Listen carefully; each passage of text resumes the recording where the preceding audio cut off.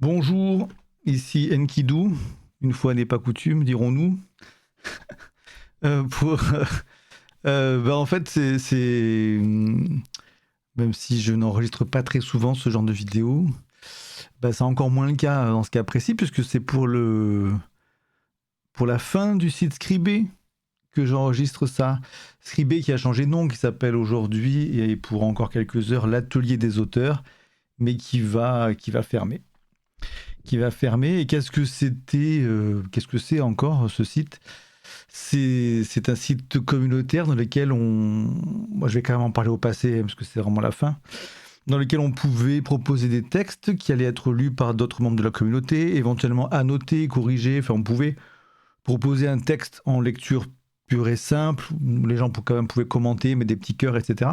Mais on pouvait aussi proposer d'être relu, enfin comment dire, voilà, autoriser les gens à faire des annotations pour améliorer le style ou je ne sais quoi. Ce site a dû commencer vers 2015, puisque moi je vois que mes messages, mes textes les plus anciens dessus datent de 2015. Et je pense que j'étais quand même pas loin de la création du site. Après, en fait, j'ai été actif pendant quelques années, surtout 2015-2016. Après, c'était un peu plus épisodique. Et ouais, j'étais quand même assez actif au début. Il y avait un accent assez fort mis sur les défis. On pouvait proposer des défis aux autres membres de la communauté, ou bien sûr répondre soi-même à des défis. On verra quelques exemples. Et puis voilà. Bon là, dans cette vidéo, je vais juste, avant que ce soit perdu à tout jamais, passer en revue les textes que j'ai proposés.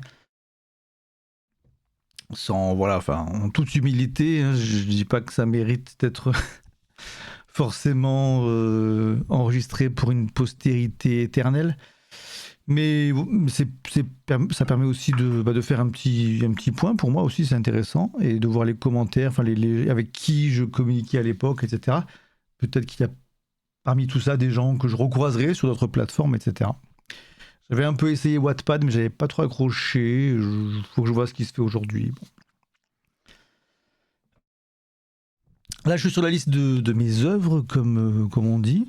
Et puis, j'ai classé par date de modification. On ne peut pas mettre par date de création, j'aurais préféré, date de soumission. Ça aurait été idéal, mais je ne vois pas cette possibilité. Donc, il y en a que j'ai modifié après, forcément, leur création, ça fausse un petit peu la donne, mais c'est pas grave. Donc, on a le titre, le statut, bon, c'est que des choses publiées. Est-ce que c'était une réponse à un défi? Le nombre de personnes qui l'ont consulté, le nombre de cœurs qu'on a reçus, de likes, le nombre de commentaires, le nombre de fois où on l'a modifié, je pense. Je sais pas. Et la date de dernière modification. Oh, Chrome, tu me saoules. J'utilise même pas Chrome là. Bon. Alors, message à nos infortunés successeurs. Donc là, je crois justement qu'on est sur une réponse à un défi. Donc on doit pouvoir consulter facilement le défi. Où ça se trouve? Voilà, en réponse au défi 9999, pas 9000, mais 999 mots lancés par Tristan Kopp. Et le défi, c'était, alors c'est la fin, réchauffement climatique, catastrophe nucléaire, on ne sait pas. En gros, oui, je me rappelle, je résume. L'humanité va s'éteindre et en fait, on laisse un message qui va être lu par nos successeurs, les successeurs de l'humanité. On a droit qu'à 999 mots. J'ai répondu à ce défi avec un texte que... Alors, je ne vais pas lire les textes à chaque fois, bien sûr. Je vais juste passer rapidement dessus. S'il y a besoin... ils y sont peut-être pas tous, mais je mettrai tout petit à petit sur mon blog enkidu.fr, hein, voilà. Dans lequel il y a déjà certaines de mes nouvelles, mais peut-être pas encore tout. Et en gros, c'est un texte pas très long. Alors, je suis désolé pour la mise en page. En fait, ça, c'est pas ma faute. C'est le site qui a fait évoluer sa mise en page de temps en temps. Et il aurait fallu, pour que ce soit nickel, de revenir régulièrement, faire des modifs et tout. C'était un peu pénible. Donc, bon. Bon, c'était un texte plutôt humoristique.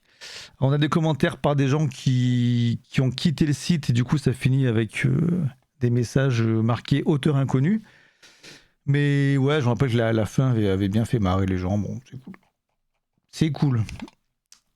Je passe à la suite. Extrait d'un manuel d'histoire de 2042, c'est aussi une réponse à un défi. Donc avec une petite image ubuesque. C'était une réponse à un défi de Tristan Kopp encore, de par ma chandelle verte. Suite à un incident de pataphysique quantique, un personnage ubuesque débarque dans notre monde et agit avec nous, etc. Donc j'avais fait un texte plutôt politique, enfin toujours humoristique, hein, ou alors sous forme de manuel scolaire écrit dans le futur. Donc quelqu'un qui débarquait et qui devenait président et qui faisait un peu n'importe quoi. C'était un peu l'époque Sarkozy, tout ça, si je ne m'abuse. Bon, enfin, il y avait plusieurs présidents mentionnés, mais... Attends, je reviens. Est-ce qu'il y avait eu quelques petits commentaires? Oui, toujours. Voilà, bon. Je passe rapidement. La normalité n'est pas une excuse. Alors, j'avais bien aimé. C'est une réponse à un défi. Alors, je n'aime pas forcément tous mes textes de la même façon, bien sûr. On a des chouchous. Ah oui. Alors, en fait, celle-ci, j'avais bien aimé parce que, je vais expliquer. Alors, à chaque fois, je prenais des images libres de droit, enfin, en tout cas, au minimum, en Creative Commons par attribution ou sinon domaine public. Là, c'était en réponse à un défi contrat satanique, hein, voilà, c'est classique. Mais c'était assez rigolo et Pourquoi il m'a particulièrement plu ce texte, c'est parce que j'ai eu l'occasion de le jouer sur scène en Lozère, à Marvejols, dans un endroit qui s'appelait la Girafe Ronde et qui s'appelle maintenant, je sais plus. J'ai déménagé, mais le nouveau nom du lieu m'échappe. Mais c'était un bar associatif culturel, enfin qui existe toujours, donc c'est un autre nom. Et il y avait une soirée qui s'appelait la Girafe Hardie, ou qui était une scène ouverte. Et j'avais joué ce texte avec une pote là, et dont le nom m'échappe malheureusement. Et parce que voilà, en fait c'est tellement dialogué, il y a quelques descriptions, mais en gros c'est tellement dialogué que ça peut tout à fait faire un sketch fait à deux sur scène. C'était rigolo, sympathique. Ça avait eu son petit succès. C'est vraiment pas une histoire super originale, hein, mais ça se veut drôle. Voilà. Je fais souvent dans le comique, avec plus ou moins de succès. Ensuite, on a... Donc tout ça, c'est 2015. Hein. Ensuite, on a ainsi le programme Pity combattit les pirates. Ce n'est pas une réponse à un défi, mais c'était... Je crois que c'est mentionné quelque part... Je sais pas où. En commentaire, peut-être. Donc ça parle de piratage et de conséquences que ça peut avoir, et de la façon dont le gouvernement pourrait s'en prémunir. Voilà. C'est inspiré d'une blague entendue sur un podcast du Studio 404 qu'on peut peut-être encore trouver sur SoundCloud, mais je sais pas. Donc une blague assez drôle, et je vais pas la spoiler, mais parce que c'est pas très long et puis la chute est importante. Mais voilà, tout simplement. Donc c'est ce podcast où il y avait, je pense que ça devait être une intervention de Fibre Tigre qui avait suscité ce texte. Donc si des gens travaillent chez Adopi, ils peuvent s'inspirer de ce texte pour trouver des nouvelles idées pour décourager le piratage. Ensuite, on a Rêve d'un fauteuil, que j'ai soumis en 2015, certes, sur ce site, mais qui fait partie de quelques textes qu'en réalité j'avais écrit plus tôt, je pense, vers 2011. Entre 2008 et 2011, je sais plus. Je pourrais trouver la date exacte, mais c'est pas si important. L'important, c'est que c'était dans un contexte plutôt de soirée slam à Montpellier. Il y avait 2 lieux où j'ai pu faire des soirées un peu slam poésie. Il y avait le bar de la Pleine Lune, qui aujourd'hui s'appelle le Delirium. À l'époque où c'était la Pleine Lune, ils faisaient des soirées slam, et je suis même pas sûr que je l'ai fait là-bas. Parce qu'on parle aussi d'une époque où j'ai aussi habité en Allemagne et à Marseille. Donc peut-être que j'avais plutôt fait à Marseille ces textes-là. Je sais, c'est un peu le bordel sur le cours Julien. Bon, je cite les 3 lieux où j'ai pu faire du slam. Un lieu donc dont j'ai oublié le nom au cours Julien. Ah ben voilà, c'est marqué là. C'est un texte que j'utilise à l'oral lors de soirées slam, mais ma foi, à l'écrit, il en reste toujours quelque chose. Je crois que j'ai écrit ça en 2009, à partir d'une écriture automatique un peu retouchée. Parce que oui, j'avais un blog à l'époque qui s'appelait écritureauto.com, écriture-auto, où je mettais des textes que j'écrivais en m'inspirant de l'improvisation théâtrale, parce que j'avais fait de l'impro théâtrale vers 2007-2008. Et j'ai voulu faire pareil à l'écrit, c'est-à-dire mettre un titre en début de page, une page A4, je mets un titre, un peu comme les petits papiers qu'on lit en début de soirée impro, enfin, au début de sketch d'impro. Et après, j'écrivais jusqu'à ce que j'arrive en bas de page sans m'arrêter. Et après, quand je dis semi-automatique, c'est que... Enfin, là, il y a écrit automatique, mais souvent, c'était semi-automatique dans le sens où je m'autorisais au moins une correction syntaxique et orthographique, mais assez peu, en fait. Ces textes-là sont plus ou moins le premier jet, quoi. Et je crois que sur la Wayback Machine, normalement, on retrouve... Si vous ne connaissez pas ce site, c'est super hein, pour trouver des sites potentiellement oubliés. Je crois qu'on retrouve ce blog que j'ai fini par arrêter d'alimenter, mais donc que j'ai alimenté de 2010 à 2014. Voilà. Et donc, normalement, la Wayback Machine conserve bien le texte, mais moins bien les images. En fait, je mettais des photos pour accompagner chaque texte, faites par un ami à moi et puis certaines par moi. Et celles-ci ont été beaucoup perdues. Enfin, je les ai sur un recoin de disque dur, mais... Ah là, il y en a, ouais. Donc c'était juste l'écriture automatique Evlan, le titre du blog, photo par moi et par Lord Norbert. Et à chaque fois, c'était un petit texte comme ça. Et une photo. Voilou. Donc ces textes, tous n'ont pas été mis sur Scribd. J'ai mis ceux que j'ai le plus... Je pense que dans la version 2015 et un peu slamée, je les ai sans doute un peu plus modifiés que la version écriture automatique de base. Hein. Mais je ne saurais plus dire exactement. Ça, c'est des rêves d'un fauteuil. Et c'est pareil pour 7 jours plus 2. Que lui, alors j'ai pas fini de citer les lieux où j'ai lu des textes. Il y a eu aussi la librairie Scrupule, toujours à Montpellier, au-dessus de l'ancien bar qui s'appelait donc la Pleine Lune. Et je crois bien qu'il y a eu des soirées de ce type où j'ai lu des textes là-bas. Je peux confondre, hein, mais bon. Donc là, c'est une histoire où j'imagine qu'on agrandit la semaine pour pouvoir mieux en profiter. Bon, je vais pas bien tarder. Une absence de soda contre un millier de baffes. C'est une réponse à un défi. C'est le texte... Le deuxième texte. Enfin, c'est un des textes, en tout cas, sur Scribd où j'ai eu le plus de lecture. J'avais bien aimé, j'avais trouvé assez drôle. Le défi, c'était effet papillon. Donc, je pense que c'est déjà assez évocateur. Hein. Un battement d'ailes au Canaries entraîne un tsunami au Japon, etc. Donc, l'idée, c'était de mettre en scène donc, une petite action, un petit quelque chose qui allait décavrer des conséquences terribles, enfin, en tout cas, importantes ensuite. Et donc, pour 4 minutes de lecture, on peut avoir une petite histoire qui finit un peu mal et qui se veut drôle, encore une fois. Donc on a Sandmess qui commente à nouveau, comme sur d'autres textes. On a des commentaires qui datent de 10, 9, 4 ans. Enfin, c'est intéressant de voir que les textes ont eu parfois deux vies. Ouais, on voit qu'il y a des gens qui proposaient des corrections orthographiques, syntaxiques et tout, c'est intéressant. Tristan Kopp qui avait proposé d'autres défis, etc., etc. C'était le créateur du défi qui répondait à la fin, là. Julien Ducrot, je vois que ce défi a du succès, tu es le troisième à répondre. Ok. Très bien. Donc lui, c'était 847 vues. Alors c'est pas forcément autant de lectures, je ne sais pas, mais c'était intéressant. Mine de rien, Riméram, c'est un texte d'écriture auto. Avec une image récupérée sur Flickr. Je sais pas si ça existe encore Flickr, mais...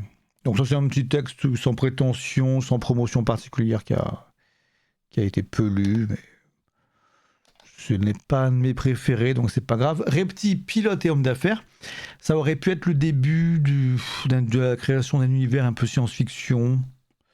Je l'ai posté aussi sur Wattpad. J'ai quasiment rien posté sur Wattpad, mais celui-ci en fait partie. Que dire? C'est l'histoire d'un pilote de course qui est une sorte d'humain modifié génétiquement dans le futur. Bon. Peut-être que je reprendrai ce texte pour en faire ce que je fais aujourd'hui, c'est-à-dire plutôt des aventures interactives à la manière des livres dont vous êtes le héros des années 80. Enfin, je dis ça, mais ça se fait encore. Hein. Il y a un renouveau de ce genre. Mais c'est pour expliquer un peu aux gens qui auraient connu à cette époque-là. Aujourd'hui, on parle parfois d'AVH, aventure dont vous êtes le héros ou l'héroïne. Et donc, je fais pas mal de choses de ce genre maintenant. Potentiellement en reprenant des textes anciens linéaires pour les transformer en non linéaires. L'éternelle rage de vaincre, c'est... Alors oui, ça fait partie, j'ai pas fait gaffe s'il y en avait eu d'autres avant, ça fait partie des textes pour lesquels j'ai fait une version audio enregistrée sur ma chaîne YouTube. Où c'est moi qui lis, etc. Bon. C'était pas une réponse à un défi. Je suis étonné. Il me semblait que oui. L'éternelle rage de vaincre, non, c'est pas une réponse à un défi. Mais je m'étais inspiré de, je sais pas pourquoi, des contes de fées, en particulier de Barbe Bleue, tout ça. Bon. Ça me fait penser à un jeu de rôle sur Barbe Bleue qui est sorti il y a quelques temps et que j'ai commencé à lire et qui est intéressant. Sandmess nous disait, il faut être honnête, je crois qu'il s'agit du récit que je préfère parmi ceux que tu as écrits. Cette revisite de Barbe Bleue est très pertinente, tout en gardant quelques règles du domaine du conte. En plus, la version audio est superbe. Bah, dis donc, merci. Ça me donne presque envie d'essayer d'en faire également. Bah, j'espère que tu en as fait entre-temps. Ouh là là, ça me fait penser tout ça que... Bon, j'ai proposé des défis, moi aussi. Et il faut absolument que j'en garde une trace. Donc là, on a bien conscience que c'est une vidéo historique que je fais. C'est pour garder une trace de plein de choses qui vont disparaître. Et ça, j'ai un côté archiviste qui fait que je supporte mal ça. Donc je compense comme je peux. Je ne sais pas si je mettrai vraiment cette vidéo en ligne, mais en tout cas, je veux en avoir une trace. Les mésaventures du vieux Piki. Il y a une version audio aussi. Un texte débile, mais que j'avais bien aimé écrire, où je me mettais dans la peau d'un pigeon. Un vieux pigeon un peu fracassé. Bon, c'était drôle. C'était... Ah! Du coup, j'aurais aimé un texte plus long, c'était marrant, etc. Et on a un indice excellent, je suis d'accord avec Rachel. Donc des fois, les auteurs inconnus, on peut retrouver qui c'est grâce à des références de commentaire à commentaire. Ah, c'était un défi, c'est un des meilleurs textes du défi, cocasse et croustillant. Et pourtant, le défi, on le voit pas. Ah, en fait... En fait, c'est ça, et je pense que c'est pareil pour celui sur Barbe Bleue. On dirait qu'il y a eu des défis qui ont été effacés, tout simplement. Les textes sont restés, mais les défis ont été effacés, et du coup, on a l'impression que ce sont des textes qui n'ont pas été initiés par un défi, alors que oui. Je dis ça parce que c'est pas trop mon genre de partir sur Barbe Bleue, tout ça, enfin, en tout cas à l'époque. Ça le serait peut-être plus maintenant, mais...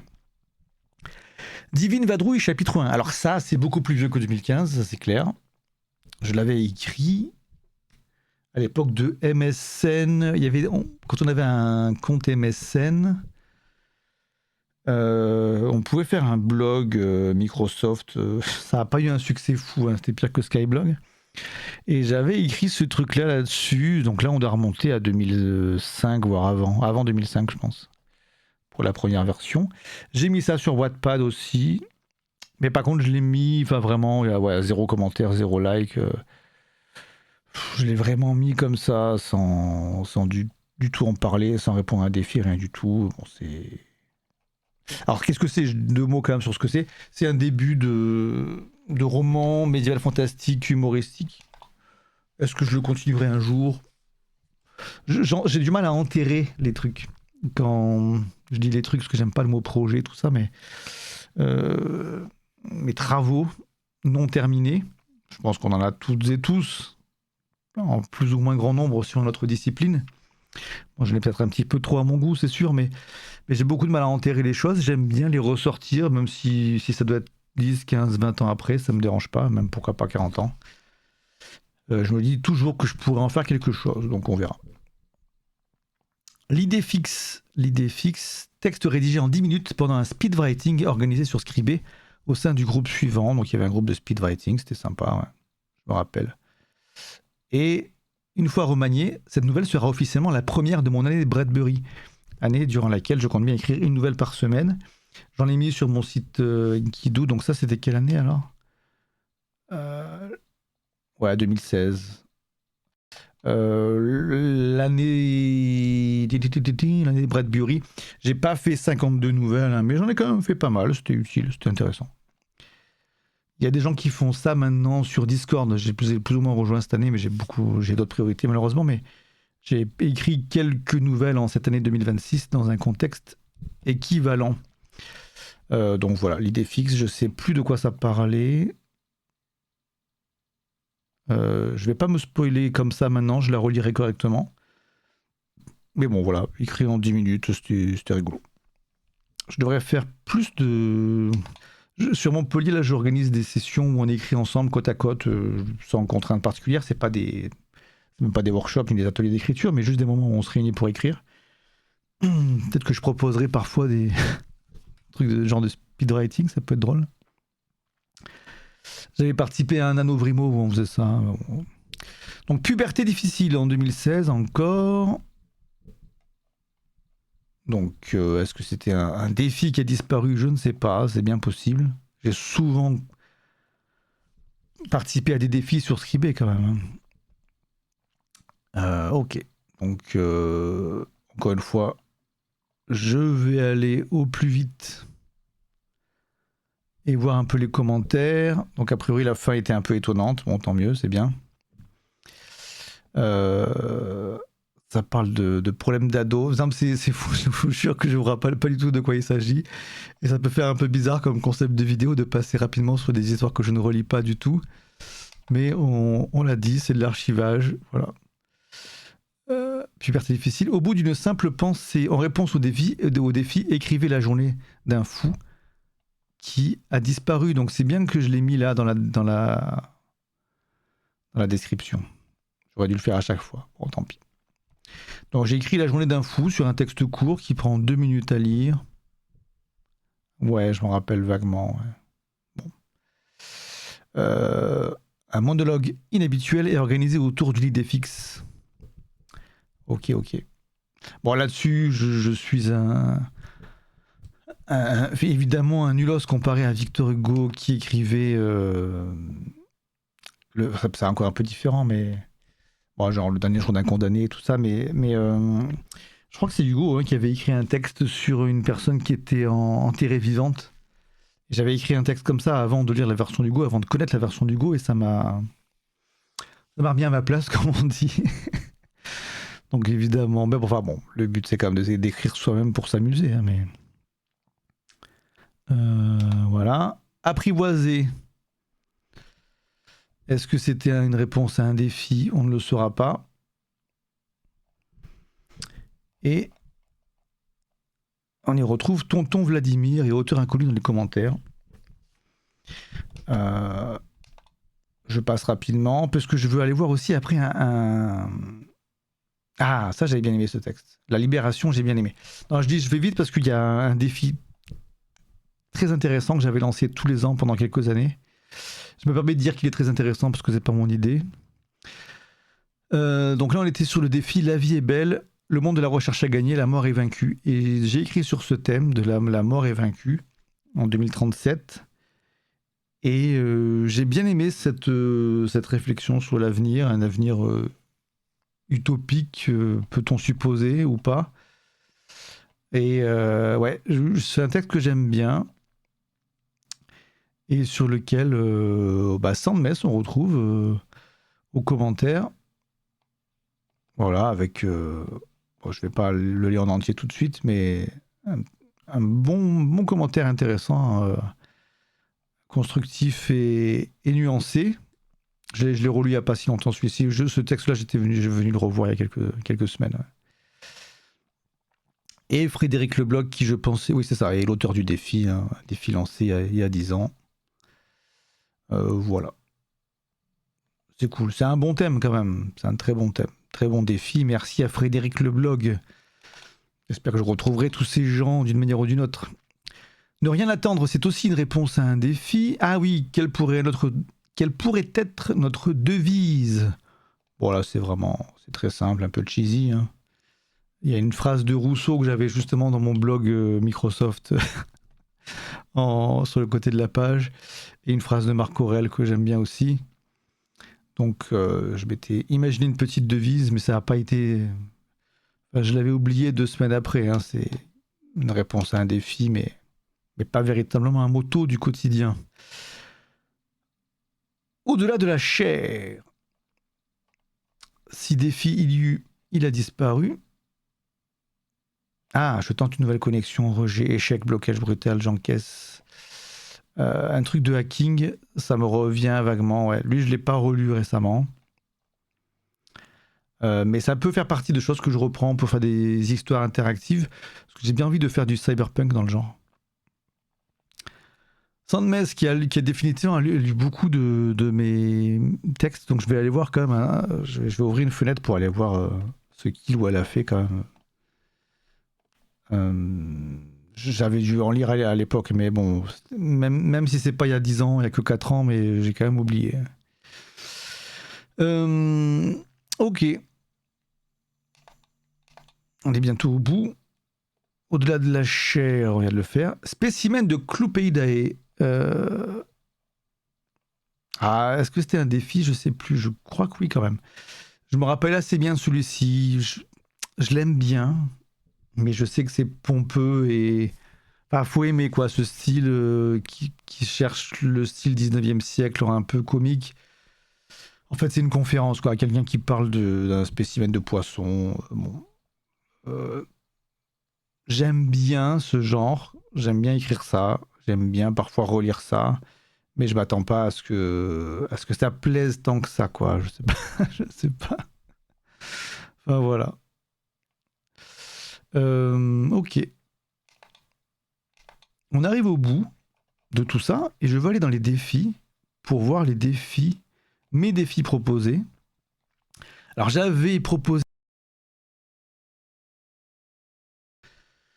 Je proposais aux gens de créer de la poésie vogone. Si vous ne connaissez pas la poésie vogone, il y en a un exemple ici. C'est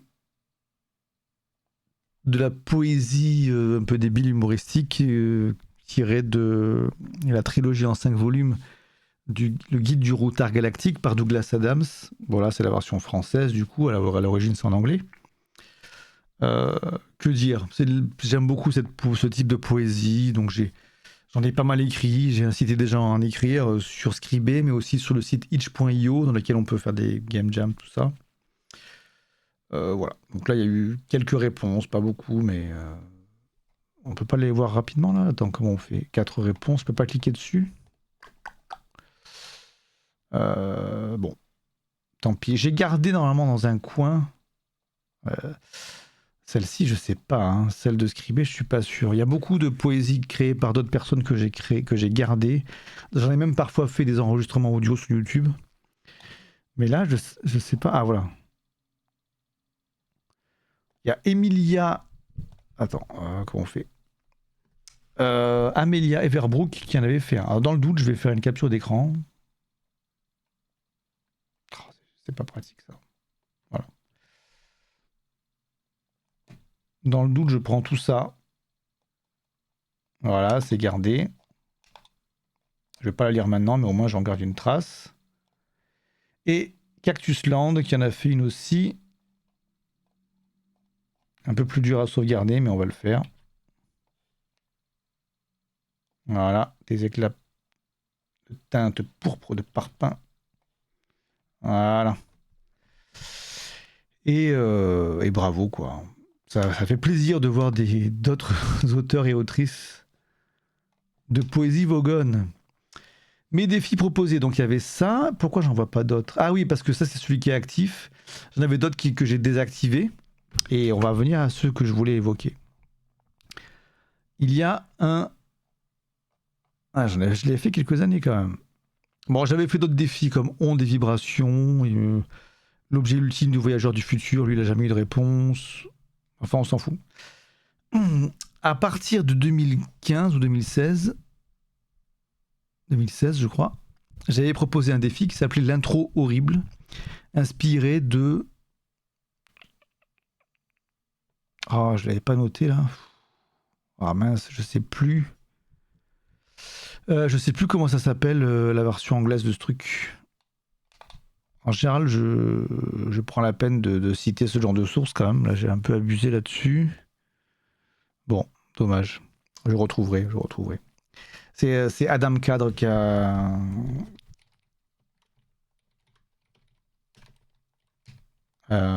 competition, je sais plus. The Little Lytton Contest, voilà. Donc ça dure depuis 2001 et ça continue. Enfin, peut-être, ouais, si, de Et qu'est-ce que c'est en fait, l'idée, c'est d'écrire un début de roman, juste très très court, mais qui soit le plus nul possible. Les entrées du Little Lytton sont excellentes, et puis je sais pas, enfin, après c'est très ancien, et puis les gens ont vraiment capté le truc. Moi, j'avoue que sur Scribé, j'étais un peu... Enfin, j'étais content que des gens participent, mais j'étais parfois un peu déçu par les consignes qui étaient souvent peu respectées quand même. Enfin, je sais pas. Après, il y en avait des super et d'autres où ça partait vraiment très loin. Et... Bon, après, c'est pas grave. L'important, c'est que ça suscite des créations de textes, après tout. Hein. Mais au final, bon, c'était un peu compliqué d'en faire ce que j'aurais voulu faire, c'est-à-dire une sorte de compétition gentillette avec des remises de prix, etc. Bon, normalement j'avais stocké, j'étais déjà venu, là je vais pas le faire en vidéo, mais je vais revenir, je vais essayer de revenir récupérer tous les textes, je sais pas. Ah c'est chaud. C'est chaud, c'est dommage parce que ça fait un peu chier que Scribé s'arrête comme ça. Ce que j'avais fait donc en 2000, désolé de scroller tout le temps comme ça, voilà. 2016, 9 réponses. 2017, 10 réponses. 2018, 8 réponses. 2019, 6 réponses. 2020, 12. 2021, 17. 2022, 4. 2023, 12. Donc ça a quand même duré quelques années. Et ça serait dommage de perdre tout ça complètement. Bon. Je vais essayer de récupérer l'ensemble. Et avant de finir cette vidéo, je vais aller voir un petit peu le profil de notre compère Sandmes, qui aura continué jusqu'à quand? Est-ce que dans l'année, elle a écrit? Moi, je suis... je dis elle, je trouve que ça... Je sais pas pourquoi, je trouve que ça fait un peu féminin, mais peut-être pas. Hein. Donc oui, les textes assez récents. Ouais. Le recueil des horribles vérités, les cendres de mon être, etc., etc., avec non, pas mal de choses. Hein. Ah voilà, et notamment une réponse à la fameuse enfin, la fameuse compétition dont on vient de parler. L'intro horrible de 2021, on voit un homme avec un costume de bouffon. Il est chauve. À côté de lui, on voit un autre mec avec un costume de bouffon et qui est aussi chauve. On dirait qu'ils se ressemblent comme deux gouttes d'eau distillées dans la Seine lors du carnaval de 1997,5. Du coup, on les confond tout le temps et c'est chiant. Enfin, vous voyez ce que je veux dire. C'est débile et c'est drôle. mais voilà, est-ce que... Enfin, ça pourrait être un début de roman et qui vraiment serait vraiment horrible. Mais ça ressemble à un résumé de début de roman. Enfin, il y avait un peu cette ambiguïté qui me gênait souvent. Mais bon, après, c'est pas bien dramatique. L'idée, dans la consigne, il était écrit que la première envie qu'on est supposé avoir après avoir lu votre intro de roman, ça devrait être de fermer le livre. Voilà. Donc là, effectivement, on a très envie de refermer ce bouquin. Et en ce sens, c'est donc réussi. Je reviens à l'accueil. Bon, ben voilà. Hein. Scribé, qui est devenu l'atelier des auteurs avec une volonté d'accompagner les gens qui voulaient écrire un premier roman. Je sais plus quels étaient les tarifs. Moi, j'ai jamais payé. Hein. Je n'ai pas participé à la survie du site, donc je peux pas trop jeter la pierre s'il ferme maintenant. Hein. Je ne sais que dire. En tout cas, j'ai pris plaisir pendant 2 ou 3 ans à participer très activement et pendant quelques années à venir de manière un peu plus irrégulière. J'avais lu 2 textes d'une amie qui écrivait aussi dessus et qui a écrit 17 textes quand même. Ouais. J'avais lu sur YouTube un de ses textes, une histoire de poupée, voilà, la maison de poupée, et peut-être une autre aussi, je sais plus. Donc ouais, j'espère qu'elle a pensé à sauvegarder ces textes. Donc oui, c'est fini, je vais pas épiloguer 3000 ans. C'est terminé, je vais de ce pas récupérer les textes de l'intro horrible si j'y arrive. Et puis si vous avez connu ce site et que vous tombez sur cette vidéo, si je la publie, mettez-moi un petit message, dites-moi quel pseudo vous aviez dessus, ça peut être rigolo de reparler du bon temps. Je vois qu'il y a dans la catégorie échangée, il y a comment ça s'appelle, une partie forum où il me semble que les gens ont voilà, le compte à rebours est lancé. Les gens parlent de cette fermeture, bien sûr. Hein. Et oui. Donc, bon, peut-être que je vais laisser un message, peut-être pas. Les gens discutent de sites alternatifs ou de communautés qui ont les scribonotes.fr, par exemple, j'ai connu, je crois, ça me parle, je sais plus. Pluminium.fr, epistolade.net. En gros, oui, les gens vont aller sur d'autres sites équivalents. Bon, on va voir. Hein. Moi, j'avais plutôt rejoint. D'abord, il y a un forum, je sais plus comment il s'appelait. J'avais rejoint un forum ou deux de gens qui étaient de Scribé, et puis des serveurs Discord, toujours sur un ou deux serveurs Discord. Dont un qui fait une année Bradbury, comme je disais.